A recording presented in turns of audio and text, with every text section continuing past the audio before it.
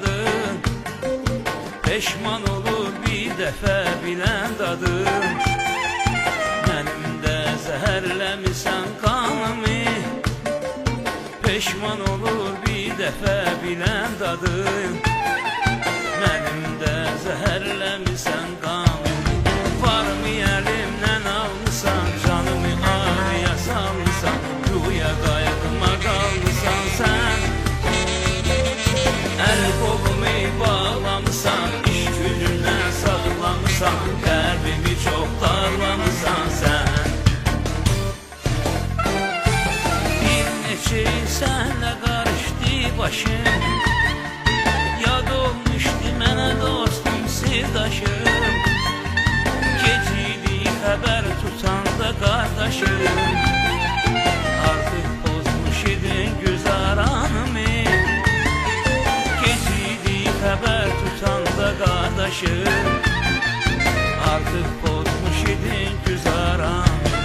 Yar çağırıb getməmişəm, bir dəfə sən getməmişəm, çünki səni incitməmişəm mən. Onu yatıb səni tutmuşam, xəlvət güşəni tutmuşam, eşqi çoxdan unutmuşam mən.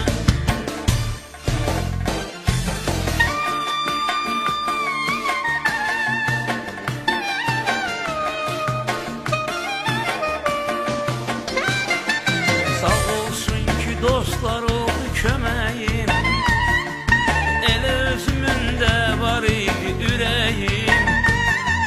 Çətin gündə onlar oldu gərəyim, tapdılar bu dərdimə dərmanımı. Çətin gündə onlar oldu gərəyim, tapdılar bu dərdimə dərmanımı. Həkimlər eylədi əlac, həyatıma verdi rəvac, duymuram sənə ehtiyac mən.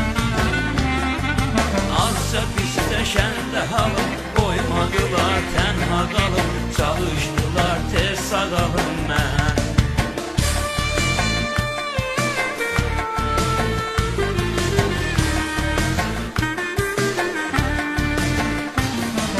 Sənə görə fikrim dönürdü bir anda, məcbur olurdum danışım yalanda.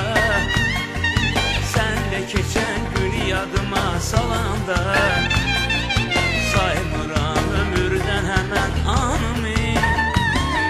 Sənlə keçən gün yadıma salanda, saymıram ömürdən həmən anımı. Yatmış idim, oyanmışam, yoxluğuna inanmışam, bəlkə də çox yubanmışam mən. İndi quş kimi azadam, sənlə ayrılığıma şadam, dərman olsan çətin dadam mən.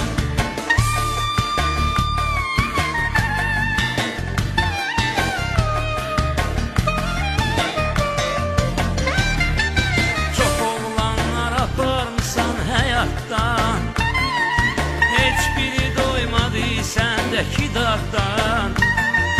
Mənsə tərk elədim çıxarma yaddan, pozdum sənlə əhdimi peymanımı.